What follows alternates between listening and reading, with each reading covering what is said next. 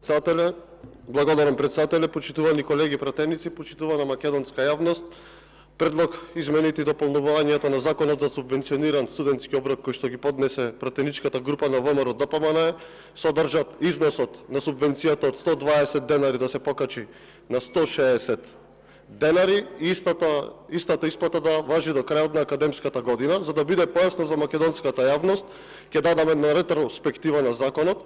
Овој закон најпрво беше донесен консензуално од сите пратенички групи во минатиот парламентарен состав. Понатака 2021 година пред локалните избори, оној закон кој што беше усогласен и постигнат со консензус, пратеничката група на СДСМ за потребите на локалните избори го измена и ги избриша критериумите, со што не се знаеше за што се врши исплатата.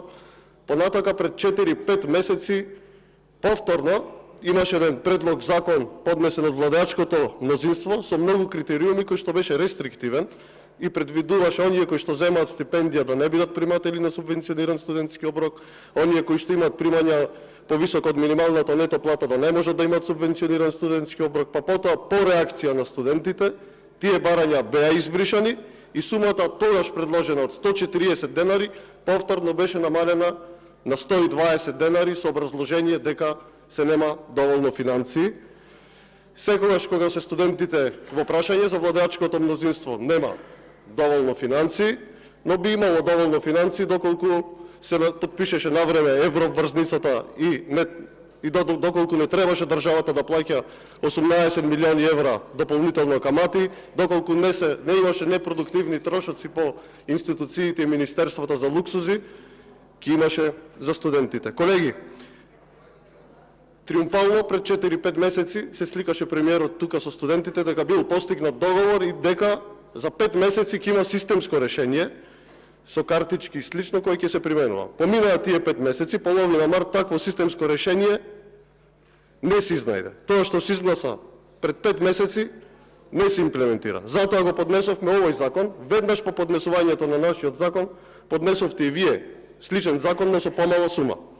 За да не каснат веќе исплатите на студентите за субвенциониран студентски оброк, дајте прифатете го законот наш со износот од 160 денари, затоа што покачувањата и трошоците на живот во рок од една година на лебот и житните производи се покачени за 40%, на месото е за 30%, на јајцата и млечните производи исто така се за 30%. Зборуваме за оние основни работи, основни прехранбени продукти кои што треба да ги користат студентите. Затоа оваа сума од 120 денари е предвидена да биде 160 денари, а исплатата да трае до септември, кога би требало да се имплементира тоа системско решение кој што го предвидуваат и вие во системскиот закон. Впрочем, и самите барања на студентите и средношколците предвидуваат да во наредните измени на овој закон растот на субвенцијата да го следи растот на минималната плата.